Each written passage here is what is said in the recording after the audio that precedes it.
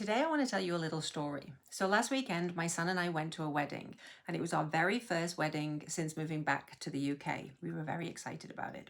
And it was a wedding of a retired couple, both widowed, who had found love again later in life. And it was such a beautiful event. Not because it was grand or glamorous, but because it was full of people who had known each other for a very long time. Now, my son and I didn't know anyone there except the bride and groom who had been our neighbors for a while. So they sat us at a table with some others, some of their other friends and neighbors, and of course, we got chatting. As usual, very quickly they picked up on my accent, which apparently sounds more American than English, at least in England, and they asked me where I was from. So I had to explain that I was born in the UK, but I spent 30 years living overseas, and my children were born overseas. And of course, that led to the obvious next question, which is where have I lived?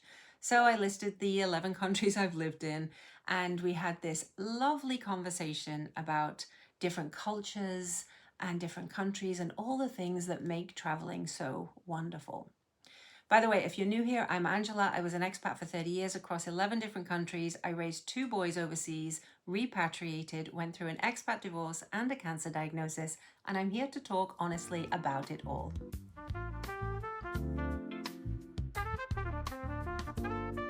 So the people at the table shared where they had been in the world and the places they'd loved visiting and the places they didn't quite like and where they'd like to go next. And it was a really lovely conversation. Then we moved on to how long had everyone known the bride and groom.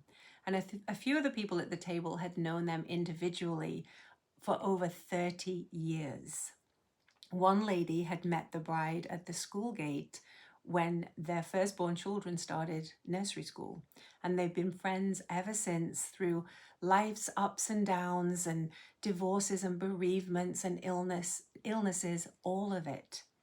And when I asked how the bride and groom had met, because she was the bride's best friend, of course, she told us that they'd found each other online, which brought the conversation to dating apps. And I said that I am recently divorced, and even though I'm free to date, I would probably never consider going on a dating app.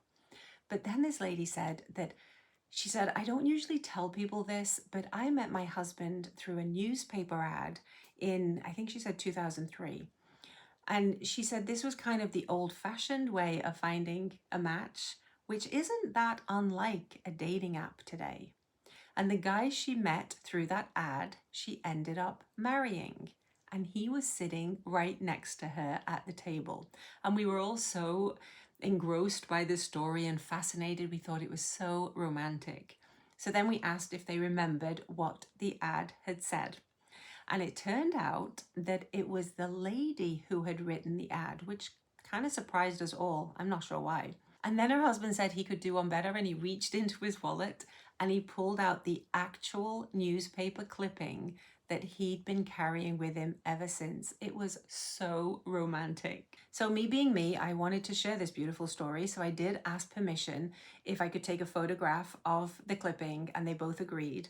And so here it is. You might want to pause the video to read it. So I sat there looking at this tiny piece of paper, and I started thinking about this whole conversation. We'd started out talking about traveling and culture and this expat life that keeps us wide-eyed and looking for the next adventure.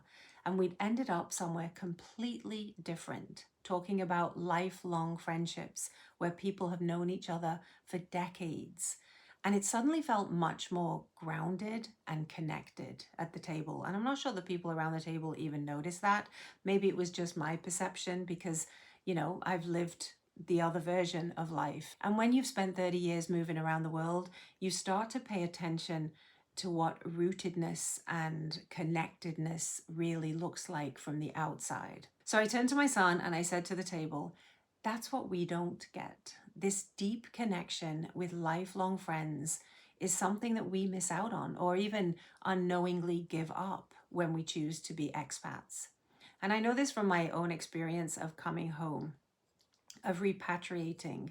When I first came back after 30 years away, I tried to reconnect with friends from my teenage years and from growing up here. And we did try, we genuinely tried. But we were so different by then. 30 years is a long time. And as much as I wanted to slot back in, as much as I felt like I was coming home, it just didn't work that way. And after a while, it was clear that we both had changed so much. And that was when I truly realized that fitting in and belonging are not the same thing. Brene Brown actually says that fitting in is the opposite of belonging. And I think she's right, because fitting in means adjusting yourself to be accepted. And belonging means being accepted as you already are. And those old friendships, as much as I valued them and wanted them to work, they were just not compatible with who we had both become.